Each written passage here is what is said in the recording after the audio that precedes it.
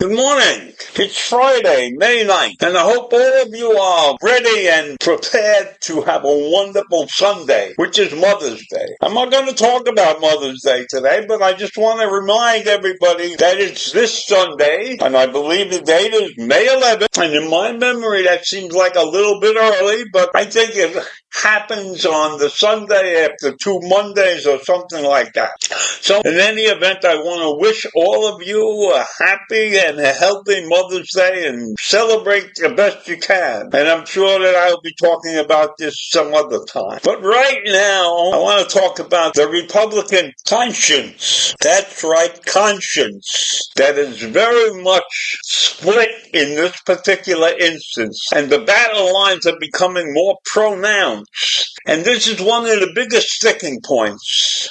It's Medicaid and the related Children's Health Insurance Program, which nearly 80 million children, senior citizens, people with disabilities, parents, and adults without dependents rely on for critical care. And Speaker Mike Johnson wants quickly to pass President Trump's big, beautiful bill of tax cuts and spending cuts. And he wants to do that before Memorial Day. And this particular item, the Children's Health Insurance Program, is in the middle of this battle. But members of the Republican Party are a little bit smarter than that. And they can't seem to reach a consensus on how much to cut. Because 80 million people depend on this bill. This is not some Mickey Mouse, something taxing or something. This is a very important bill to, you consider 80 million people. That's more than a quarter of the country. And they vote. Let's not forget that. They vote. And that's an important factor in any decision. So while Republican hardliners want to slash Medicaid spending, but more moderate Republicans refuse to back any changes that could hurt Americans that rely on the program. And one of the representatives, a Republican from New York,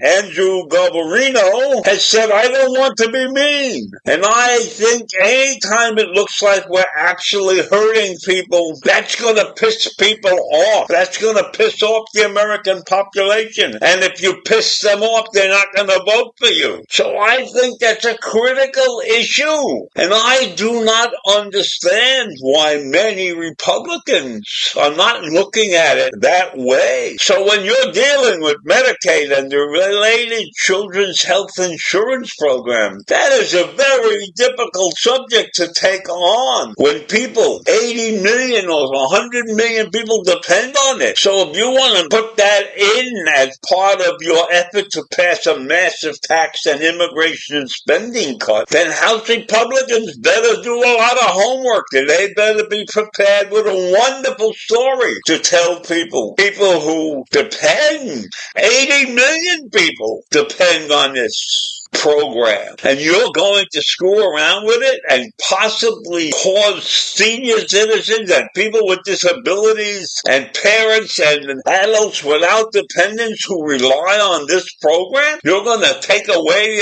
a monumental program for them that issues them critical care?